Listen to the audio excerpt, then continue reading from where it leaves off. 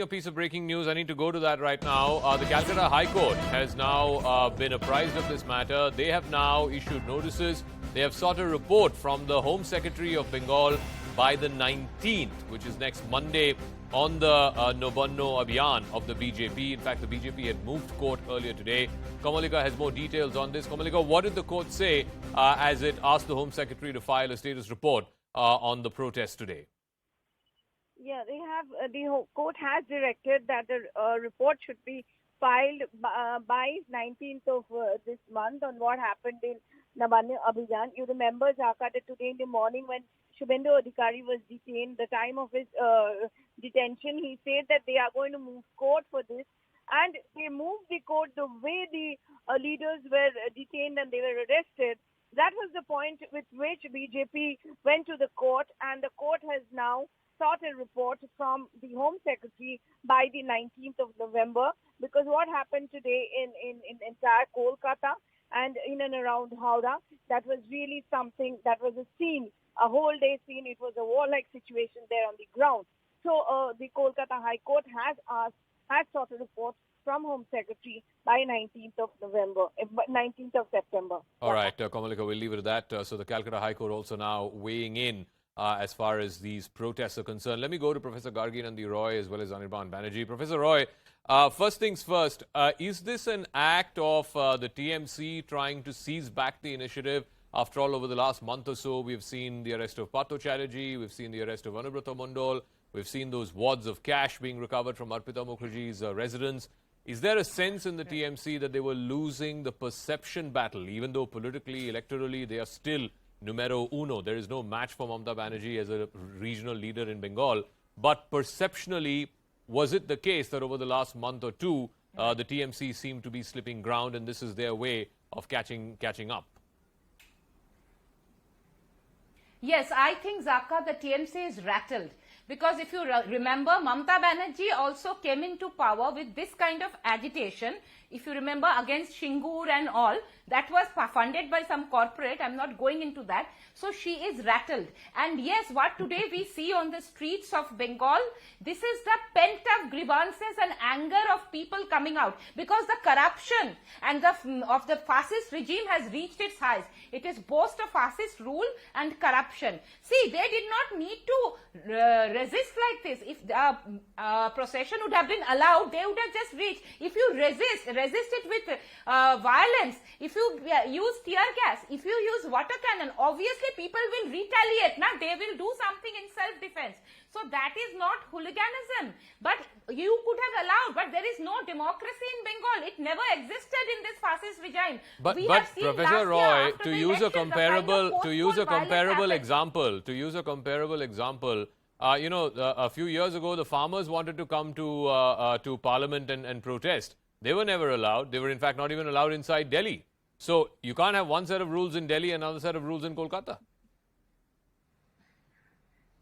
Okay, I'll come. See, if they are saying that there is 144 around Nabanna, fine. So there is 144 around Parliament. Okay, you cannot go around near Parliament, yes, or you cannot go near Nabanna. But these people were stopped 20 kilometers away. Shatragachi, Howrah, at least to some extent they could have been easily allowed. Okay, you can come till this distance. You cannot come near the Sachivalaya. All right, Professor Roy, I'm really sorry to interrupt you, but Shuvendu Adhikari's soundbite is just coming. I think he's been released from detention. Let's listen in. এখনো হাওড়াতে আমাদের রাজ্য সভাপতি সহ কয়েকশো party কার্যকর্তাকে বিভিন্ন থানায় আটকে রাখা হয়েছে এবং আমাদের প্রায় 200 থেকে 250 কর্মী আহত হয়েছেন, তার মধ্যে 50 জনের বেশি বিভিন্ন হসপিটালে অ্যাডমিশন আছে। এর ঊর্ধ্ব মীনা দেবী তাকে পর্যন্ত গুরুতর চোট পেয়েছেন এবং একাধিক কর্মী ডায়মন্ড হারবার থেকে, মেদিনীপুর থেকে, বাগনান, হুগলি থেকে, উত্তরবঙ্গ, আসানসোল থেকে বহু কর্মী